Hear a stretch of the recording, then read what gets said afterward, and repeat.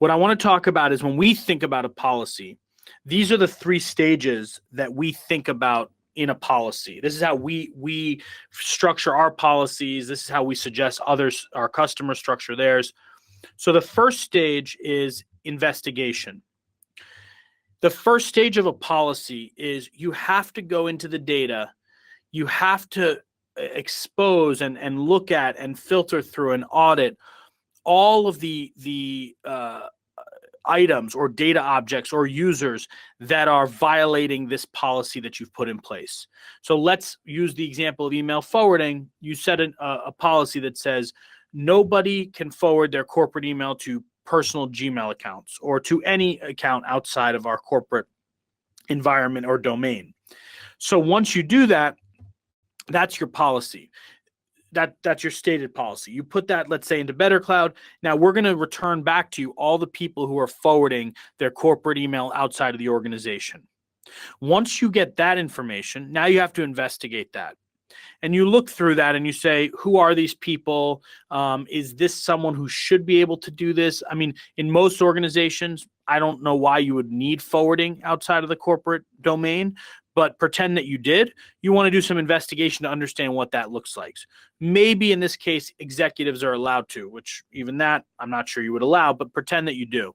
You now would tweak that in that policy a little bit to say nobody can forward corporate email outside of the domain unless they belong to the executive OU.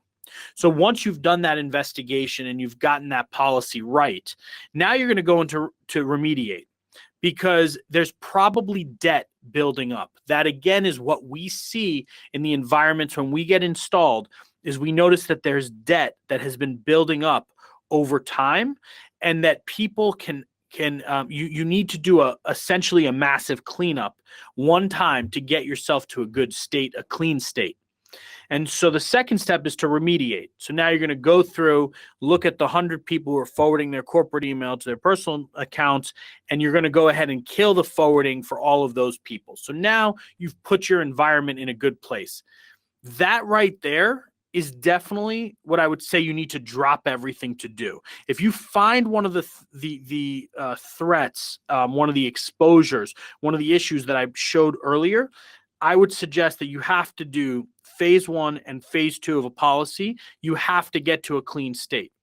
Now, once you get to a clean state, the ultimate is to get to automated enforcement. That is the ultimate. That is the goal. That's the utopia. If you think about it, that's the only way that you're going to be able to respond to security incidences at scale. There's no way you can respond at scale across the sprawl of applications unless you automate that. And so that debt, you can clean that up by remediating, but it will build back up.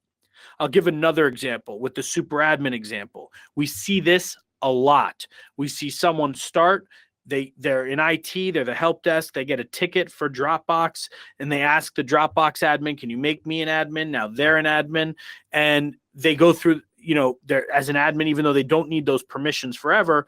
And at the end of that process, they still have admin rights. Maybe you go through a policy, you remediate, you remove their admin permissions. That's really good. You get to a clean state. The issue is next time a ticket comes into a different help desk person, they're going to ask for the exact same permissions. They're again going to get permissions that they shouldn't have, they don't need. It doesn't follow least privilege. And so unless you build enforcement and automation, you can't keep your environment clean, and you can't know, because you can't do reports every week and go in. There's too much happening to do all of that manually. You need probably 4x the people on your team.